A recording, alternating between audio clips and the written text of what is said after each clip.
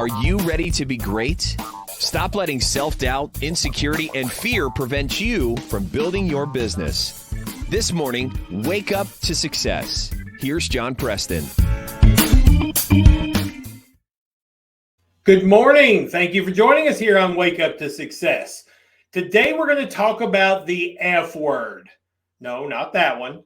The one that's equally scary and repulsive to a business owner. Failure. We all hate it, yet we all have endured it. One of the things that is most important to be successful is to learn how to deal with your failures. If you can't deal with your failures, you can't hope to make it to success. There's an ancient Chinese proverb that says, failure is the mother of success, because it's those small failures that happen day in and day out, and those big failures, which are absolutely humiliating, that tear us down, but that they prepare us to do the things in the next attempt we need to be successful. I want you to picture a young Michael Jordan coming into the NBA. He's supposed to be the superstar. Chicago Bulls are there. He's in a game early in his career, and they're down by 1 point at the end of the game. He gets the ball, 10 seconds, 9 seconds, 8 seconds, 7 seconds, 6 seconds, 5 seconds. He shoots up the game-winning shot, and it clangs off the back of the rim, and they lose. Now, during Michael Jordan's career, on 26 different occasions, he was the one that was supposed to take the game-winning shot, and he missed it to lose.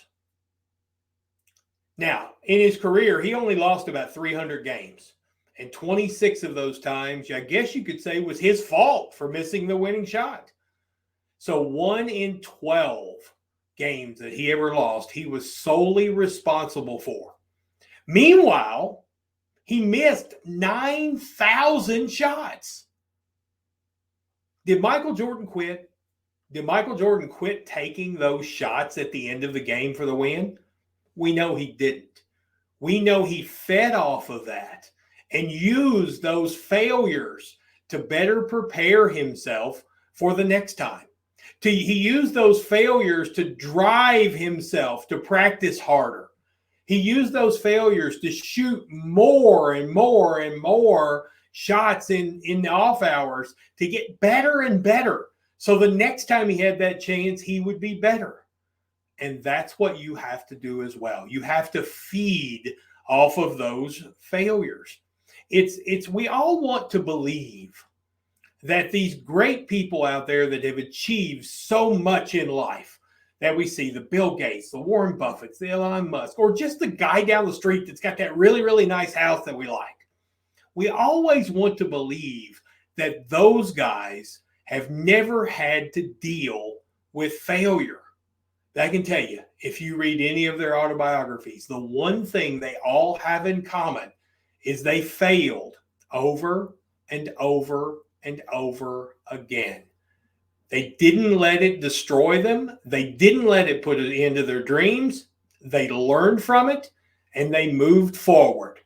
You know, one of my favorite stories out there involves Thomas Edison. When he invented the light bulb that we have today was his 1,000th attempt. He had failed 1,000 times before with the light bulb. And a reporter asked him the day that he made his discovery available to the world, and said, "How have you dealt with all this failure over these years?"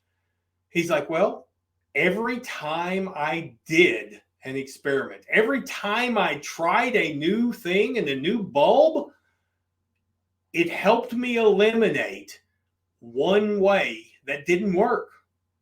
So every failure he had, he viewed as one step closer to finding the solution, because he had eliminated one more thing that just didn't work.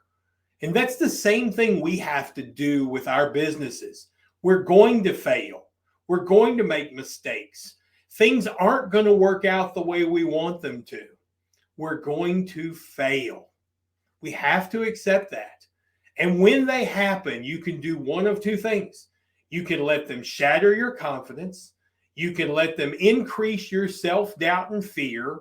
You can be embarrassed about the failure and not own up to it and hide from it because you just don't want to admit that you made a mistake and you failed.